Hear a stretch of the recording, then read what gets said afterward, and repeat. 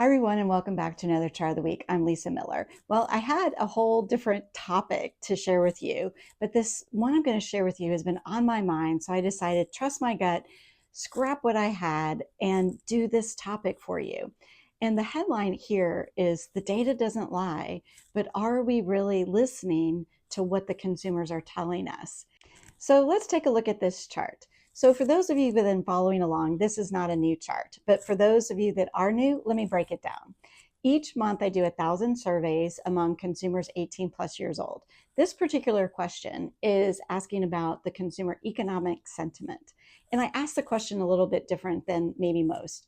So the green line is basically representing the percent of consumers that say they're spending as usual.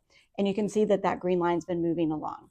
What the red line represents is those consumers that say they're anxious or very anxious about the economy, and they pretty much pulled back and stopped spending in the economy.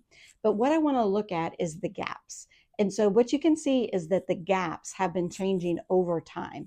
But when you look at March of 2025, you can see that that gap is the largest at 18 points that we have seen since we started tracking it. So the obvious answer is consumers are fearful right now, more so than they have been. The uncertainty is high.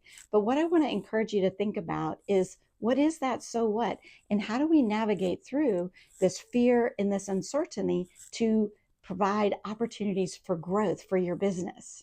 It's a single thought of what this actually means. In times of uncertainty, consumers and our teams and our frontline employees, they're craving connections, because when we are uncertain, that's what we need. That's what they're really telling us in this data. So what can brands do? Last week, we actually introduced the 5 C's of connection. And I'm going to just take you through 3 of them right now, because I think they're that important to help navigate through all of this. The first is care, and its idea of anchoring with humanity. Start with your teams. What are they craving? Joy, belonging, hope. And you know that the emotional value of your brand cannot be any greater than where your employees' emotional value is. So you need to start there. Consistency. If they don't trust you, they will never choose you. So how can you focus on operational excellence today to make sure to reduce the friction and the pain points that your consumers are having? Because if they can count on you, they can trust you, and they will choose you.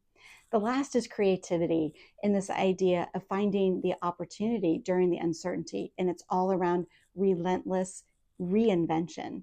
How quickly did you reinvent during the pandemic? Did you make decisions more quickly?